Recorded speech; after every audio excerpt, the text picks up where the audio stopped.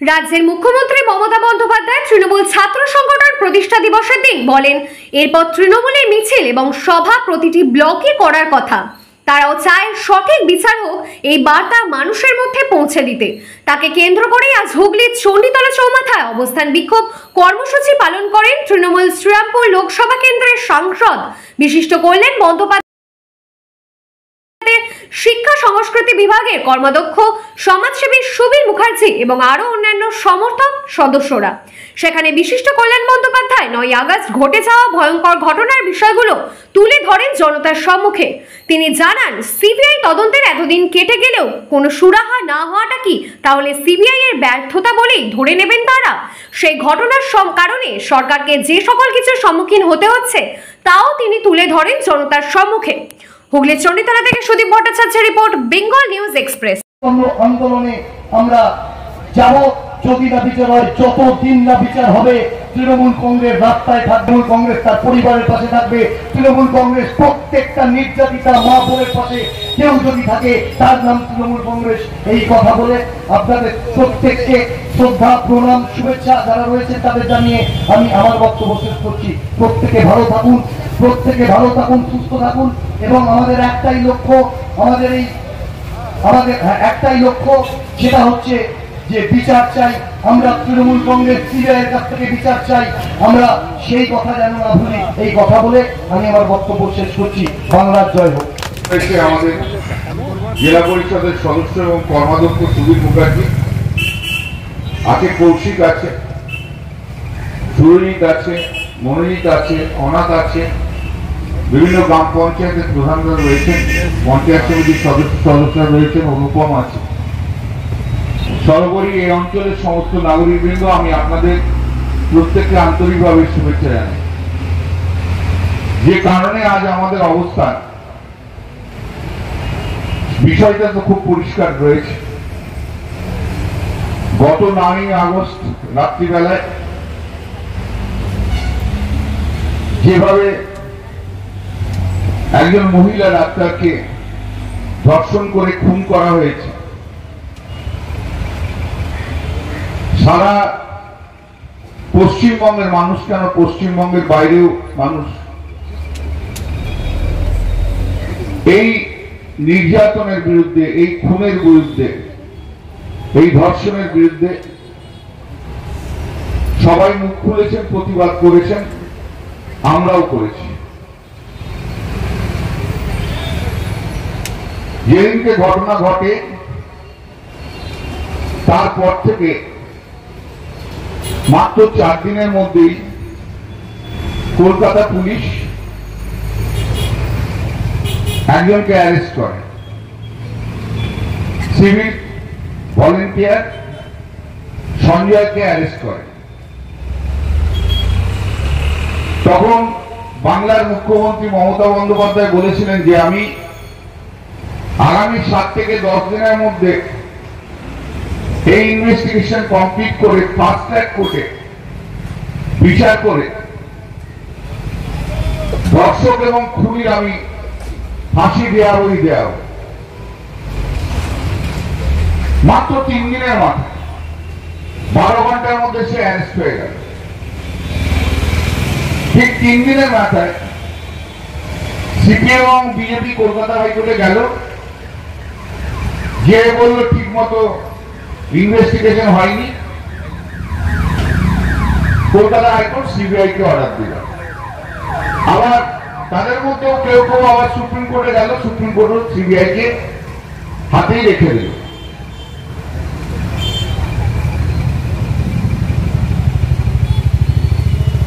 সেই 3 দিন পর আজকে প্রায় 18 দিন হয়ে গেল। সিবিআই কি করলো? সেই যে সঞ্জয় অ্যারেস্ট হয়েছে, তারপর তো একটা লোক অ্যারেস্ট হলো না। সঞ্জয় যে অ্যারেস্ট হলো তারপরে তো 18 দিন সিবিআই হাতে রইল। 18 দিনেও তো কোনো কাজ এগোতে পারলো না সিবিআই। 12 ঘন্টার মধ্যে যে কলকাতা পুলিশ যাকে অ্যারেস্ট করেছিল তার বাইরেও একটা লোককে অ্যারেস্ট করতে পারল না। তদন্ত কি প্রগতি হচ্ছে না হচ্ছে আমরা জানি না। কারো কারো ফেসবুকে বিভিন্ন রকমের খবর আসছে যে খবরের কোনো বিশ্বাসযোগ্যতা নেই, কিন্তু সিবিআই আজ পর্যন্ত এসে একটা প্রেস কনফারেন্স করে বললো না তদন্ত কি হয়েছে। আগে আমরা যখন দেখেছি সিবিআই অন্যান্য ইনভেস্টিগেশন করেছে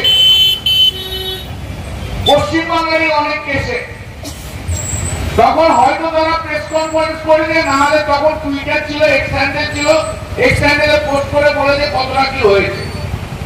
আগে তো সিবিআই কে দেখতে পেলাম না। দেখতে আপনারা কি করছেন, আপনাদের তদন্ত কতটা এগিয়েছে, তদন্ত করছেন না তদন্তের নামে প্রহসন করছেন, সেটাও তো আমাদের জানতে হবে, আমাদের তো জানার দরকার রয়েছে।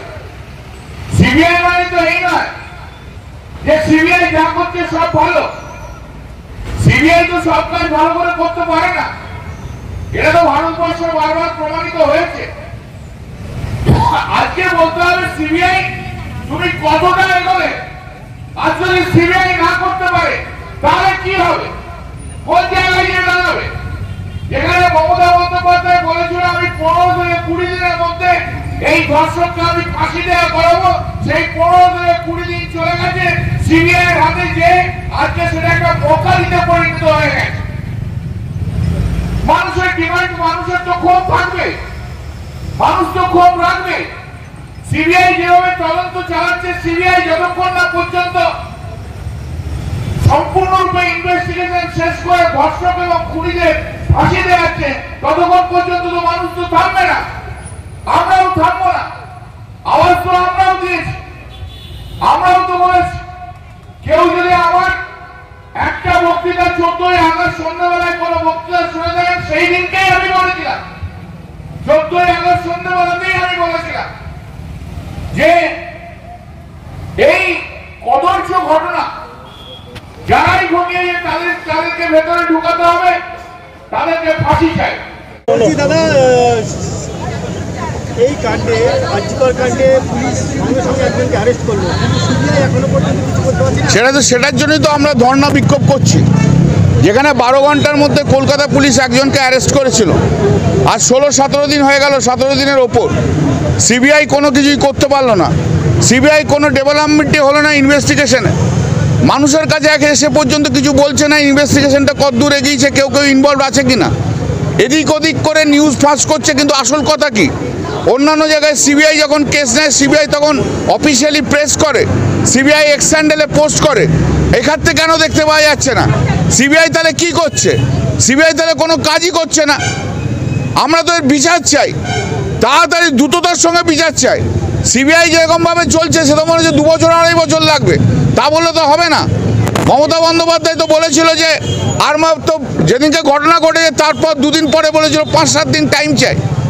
সেখান থেকে আজ কত দূর চলে গেছে? সিবিআই তাড়াতাড়ি করুক, সিবিআই কেন করছে না? আমি এই মুহূর্তে এখনো কিছু বলতে পারবো না, কিন্তু সিবিআই কেন করতে হয়, এটা তো সিবিআইয়ের অপদার্থতা হয়ে যাচ্ছে, সিবিআইয়ের অপদার্থতা হয়ে যাচ্ছে।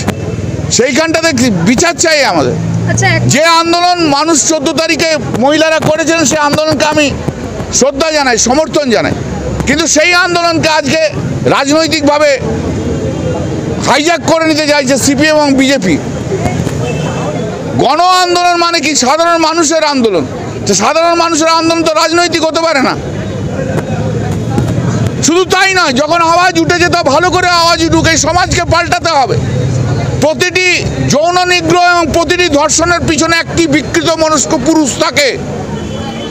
তাই প্রতিটি যৌন নিগ্রহ, প্রতিটি ধর্ষণ, প্রতিটি অত্যাচারের বিরুদ্ধে, ডোমেস্টিক ভায়োলেন্সেও যারা অত্যাচারের বিরুদ্ধে, অত্যাচার হয়েছে যে সমস্ত মহিলা, তারাও আসুক এগিয়ে, তারাও আইডেন্টিফাই করুক।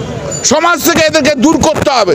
সমাজ থেকে বিকৃত মনস্ক মানুষ, সমাজের থেকে যারা যৌন নিগ্রহ করে, সমাজের থেকে যারা ডোমেস্টিক ভায়োলেন্স করে, তাদেরকে আইডেন্টিফাই করতে হবে। এবং ডোমেস্টিক ভায়োলেন্সের ক্ষেত্রে কিন্তু শুধু পুরুষ নয়, সেখানে মহিলাও যুক্ত রয়েছে।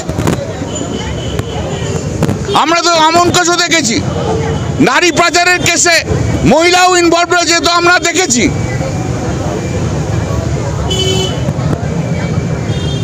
সেটাও তো আমরা দেখেছি।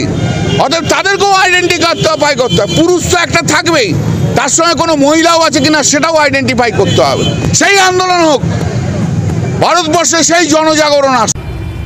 কখনো অনাথ ঘোষদের আচ্ছা, আজকে তো নেতৃত্বে, সঞ্জয় রায়ের ডিএনএ ম্যাচ হয়েছে, কখনো মনোজিৎ ঘোষের নেতৃত্বে, কখনো কৌশিক শীলদের নেতৃত্বে, ছাত্র পরিষদের, কখনো সৈকতদের নেতৃত্বে, তৃণমূল যুব কংগ্রেসের, কখনো অনুপম গাঙ্গুলিদের নেতৃত্বে বিচার হয়ে দ্রুত তার মৃত্যু সরকার এগোচ্ছিল। আপনারা যতবার সমবেত হয়েছেন আপনারা বুঝিয়ে দিয়েছেন এবং সিপিএম যে কুৎসা করে অপপ্রচার করে তদন্তের দায়িত্ব বাংলার নারী শক্তিকে কোনোভাবেই 2 সপ্তাহ চলে গেছে, বসিয়ে দেওয়া যাবে না, মানুষকে ভুল বোঝানো যাবে না।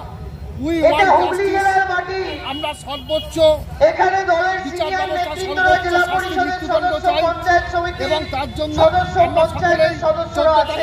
পথে নেমেছি।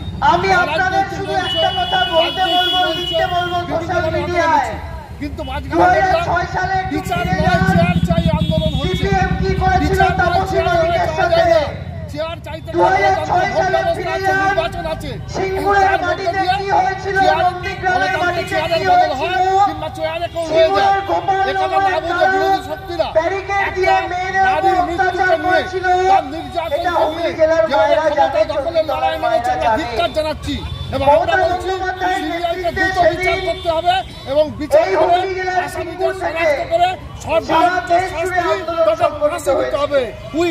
মমতা বন্দ্যোপাধ্যায়ের নেতৃত্বে সেদিন যখন হুগলি সিঙ্গুরে আমাদের মায়েরা, বোনেরা, কৃষক, শ্রমিক আপনারা সমবেত হয়েছিলেন, অবস্থান করতে দুপুরবেলা।